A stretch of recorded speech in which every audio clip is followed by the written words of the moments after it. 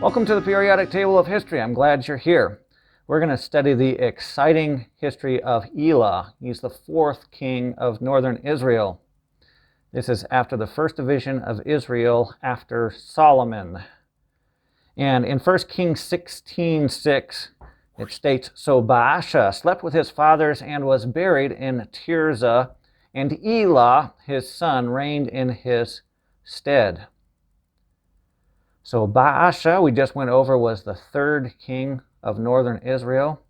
And now we're still in the same city of Tirzah.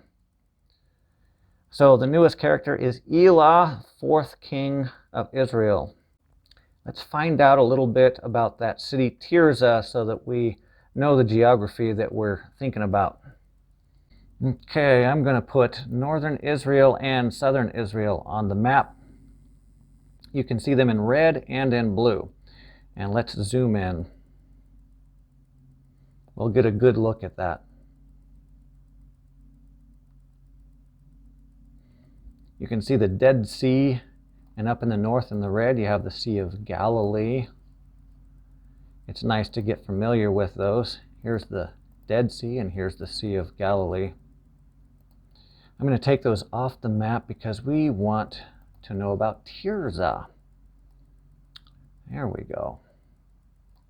We can see it on the map now. And then just for a second, I'm going to put the red right back on the map. And we can see that's about halfway in the middle of the kingdom. Now notice right along here, there's a couloir where the Israelites can travel along the valley between two mountain ridges, and they can get down here to the Jordan River. That's a very strategic thing. Jerusalem had its fountains, but Tirzah had a pathway that takes it down to the river. It's good to know all that stuff. I think it's fun to get acquainted with all those ideas.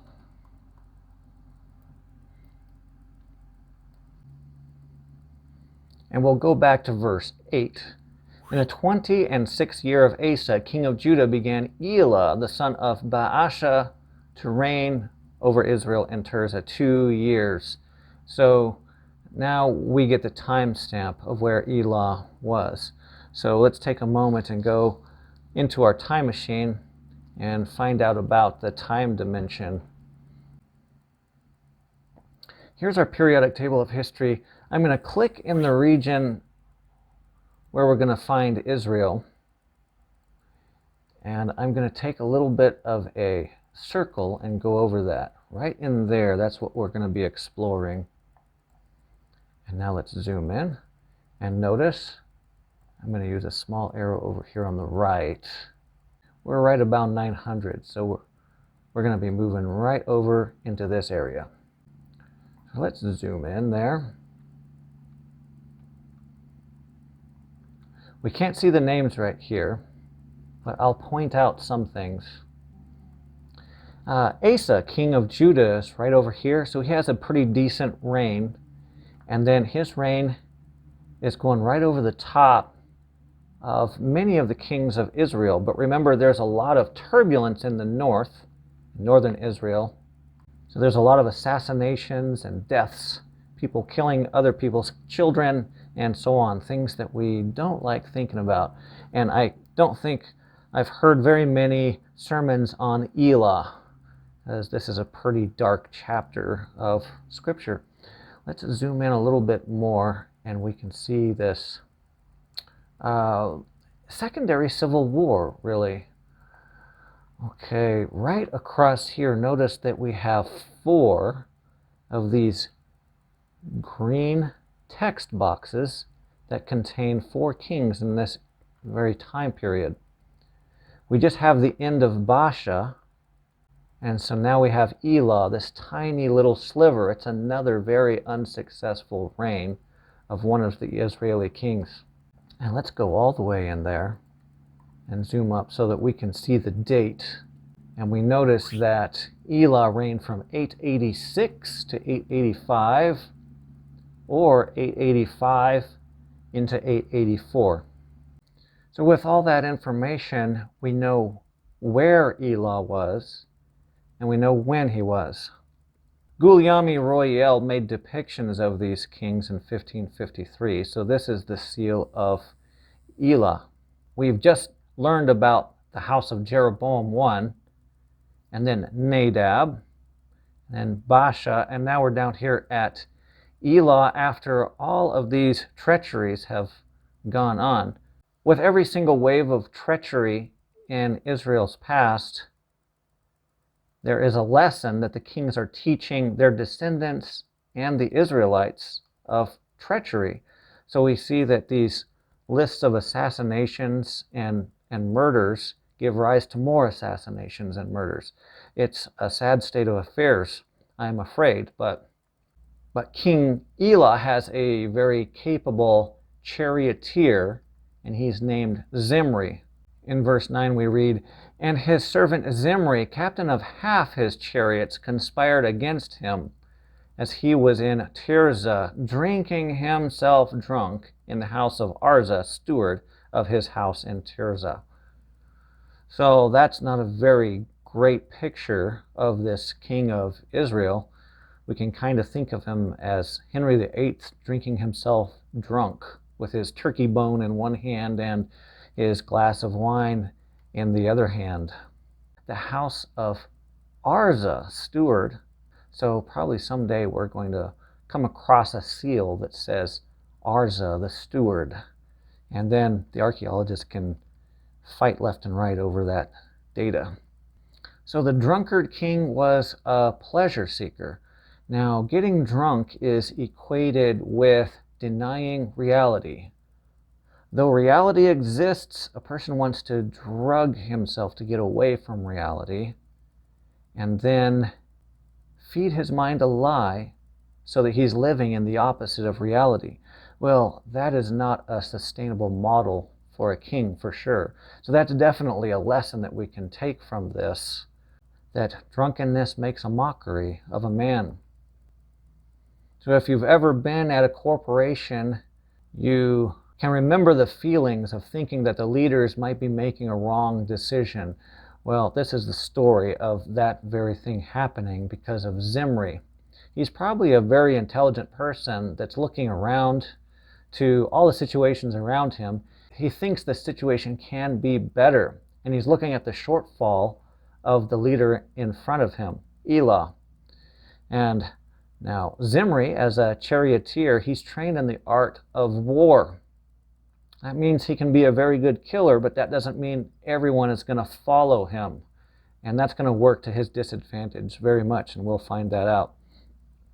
So because of this drunkenness, because of this Henry VIII type kind of a look, this unseemliness, Elah drinking himself drunk, in verse 10, Zimri went in and smote him and killed him in the 27th year of Asa, king of Judah, and reigned in his stead.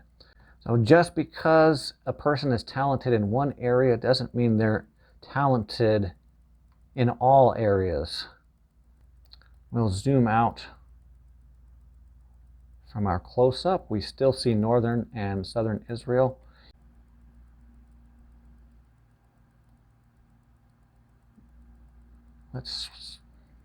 On our geography, let's swing around and we'll look at Tirzah and also this other city that's going to be coming up. It's Gibbethon. We've seen this city once before, but that's a hot spot for the Philistine attacks and Israel's attack on the Philistines. You can see the place where the blue and the red do not have the coastline. That's the land of the Philistines. So I'm going to take that off so we can see the city. And then let's look at newer players in this area.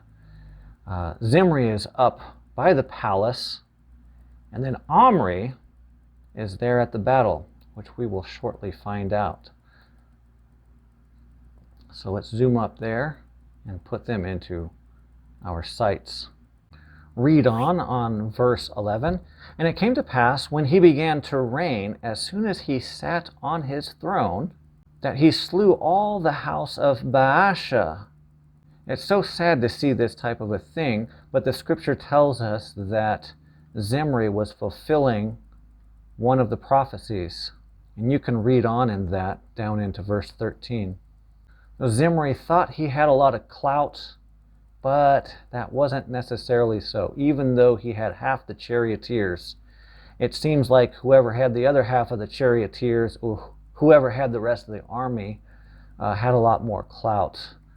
And so we find Omri, that was actually busy out here fighting the Philistines, that in verse 15, in the 27th year of Asa, king of Judah, did Zimri reign 7 days in Tirzah, same city again, and the people were encamped against Gibbethon, which belongeth to the Philistines. And the people that were encamped heard say, Zimri hath conspired, and hath also slain the king. Wherefore all Israel made Omri the captain of the host, king over Israel that day in the camp. And Omri went up from Gibbethon, and all Israel with him, and they besieged Tirzah. And here's a pretty sad story. And it came to pass, when Zimri saw that the city was taken, that he went into the palace of the king's house, and burnt the king's house over him with fire, and died. Ugh, yikes. So out of all the ways that a person could die, that's probably one of the more painful ways to do it. Many times it's just to make political points or religious points that people would subject themselves to such terrible pain. But here Zimri, he couldn't hold the weight of the kingdom on his own shoulders. He thought that he could be the victor and everyone would follow him. When that image was false, he ended up not being able to fathom that he was defeated. So quite an ego person right there. And he threw his whole life away just about this one decision. So that's some very dramatic material right there in the Bible. Very R-rated, I would say. And maybe that's why I don't hear so very many sermons on this topic. But burning himself alive, he was king just for a week, and then this event would have happened right there at about 885 or 884 BC. Wow. Well, it boggles my mind, but yes, that does happen there in the Bible. So we get through 2 kings very quickly. We have Elah, 2-year reign, and then Zimri, just a 7-day reign that just comes through just like lightning. So all these assassinations, betrayals, and suicides, they bring us to this second civil war. It makes me kind of wonder if idolatry plays into the state of the kingdom to cause its rebellion and its own destruction. Because we have all the gods being brought in by Solomon, Chemosh, Ashtoreth, Molech, Baal. These are homosexuality and abortion type gods. And then this bloodlust and killing of the innocent just keeps on breeding this same idea of the king killing the people, king killing the people, people killing the king. It's a very unfortunate spiral of death to be in. But there it is, the second civil war of Israel. So as Israel becomes more and more wicked, it also has more and more division. So what do these stories teach you? You can write those things that you're learning down in the comment section anytime. Thanks for being here. Thanks for listening. Be sure to live your life to the fullest. Learn from the examples of the past. Don't burn your house down over your own life. There is hope for you. There is hope for the future. So keep on going and be an inspiration to somebody else. And have a good week, and I'll see you in the next video.